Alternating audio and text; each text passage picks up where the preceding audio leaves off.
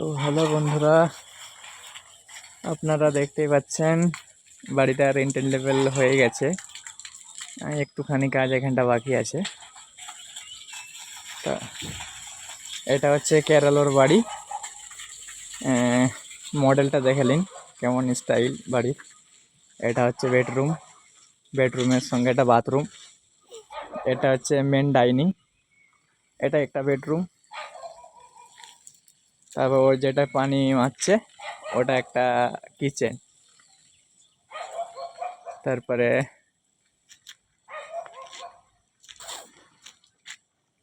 ওই ওই রুমে একটা বেডরুম আছে।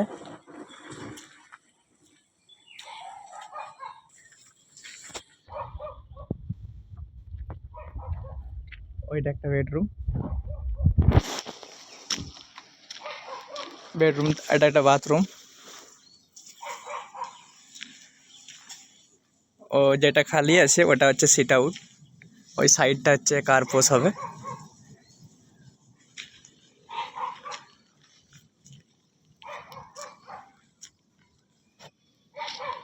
এটা একটা ছোট্ট করে কি প্লেস বেশ বলে, দাঁড়াও বলছি।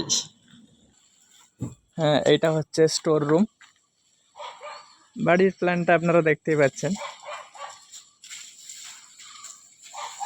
হবে মোটামুটি ম্যাক্সিমাম তো 2000 স্কোয়ার ফুট হবে।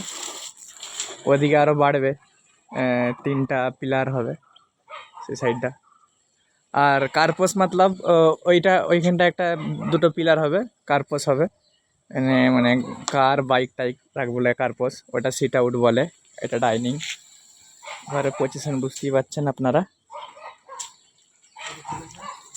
এটার মধ্যে লজিক থাকে, আমাদের ওয়েস্ট বেঙ্গলের বাড়ি সব আলাদা হয়, এইখানের বাড়ি সব প্ল্যান আলাদা হয়।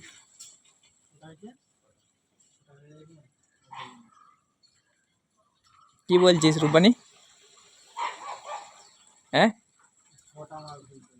কেন ছোটাই হয়ে যাবে? তুই ফেলবি মাথায় করার পরে?